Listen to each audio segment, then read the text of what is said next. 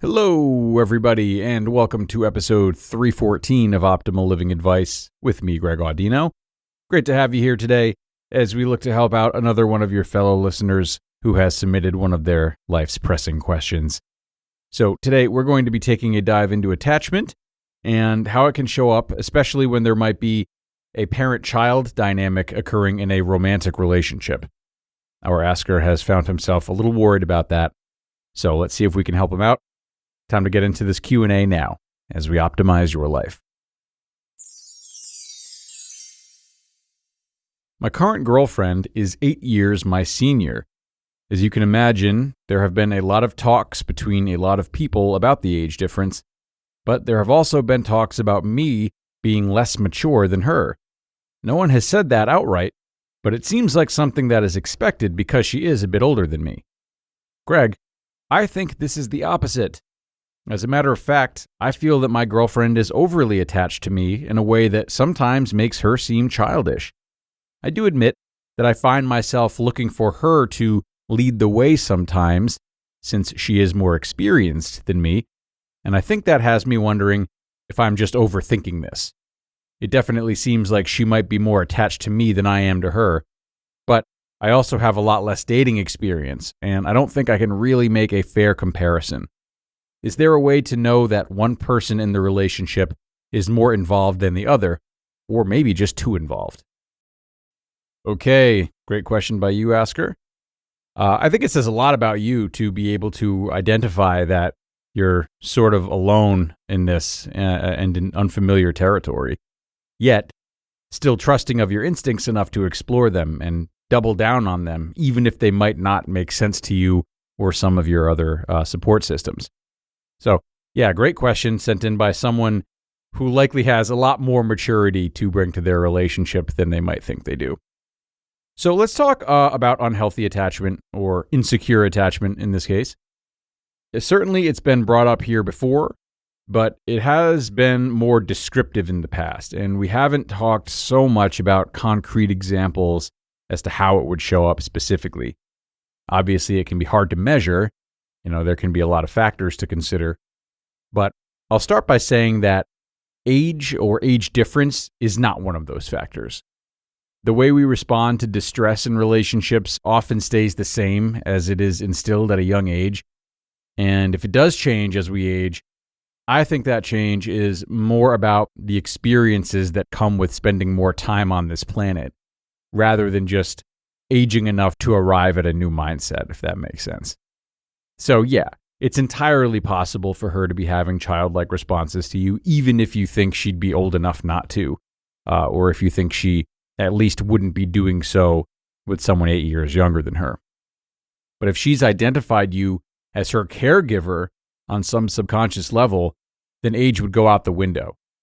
You don't want to be confused for a parent, though.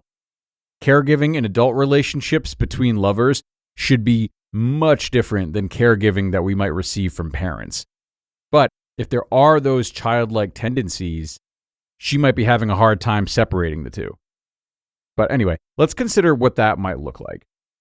I think the first part to look out for would be excessive contact or resistance when you try to set boundaries. So if she's constantly overstepping and complaining or even shaming you for trying to adhere to boundaries that she doesn't agree with, that's a more childlike response. Maybe this means, calling you at work after you've asked her not to, getting upset if something legitimate comes up that interrupts your plans with her, anything like that, really. Second, you might look for childlike behavior that's plain to see, as funny as that might sound. So I'm talking about if she starts to physically replicate a child. So if she's in distress, maybe pouting, stomping her feet, slamming doors, or crying seemingly on cue. Changing to a childlike voice would also be something to look for, whether or not she's in distress. So tone of voice, maybe using the baby voice or baby talk.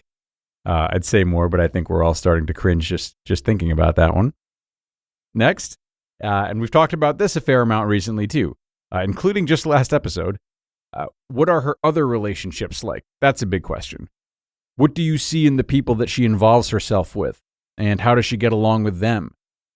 Here you'd probably find that the majority of her relationships would be unhealthy in some way that's reminiscent of a child, right? Like maybe founded on neediness or transaction, or that she's displaying similar behaviors with other people. But of course, it's worth it to also consider who she's compatible with while she is compatible with them and what they're like. And then finally, I would consider not just her behavior towards you, but also what that behavior might say about her impression of you. So if she does have this unhealthy, more childlike attachment towards you, then she's probably placed you in a position of power or idealization, putting you up on a pedestal, so to speak.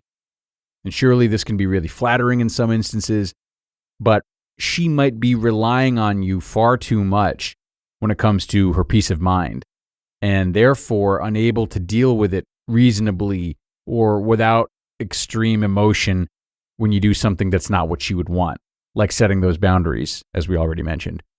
So in this way, it's not the type of care that you would really want in a healthy, thriving partnership. And look, whether it's your girlfriend or anyone else checking these boxes, behind all of this is a story of sadness. I mean, we can't overlook that.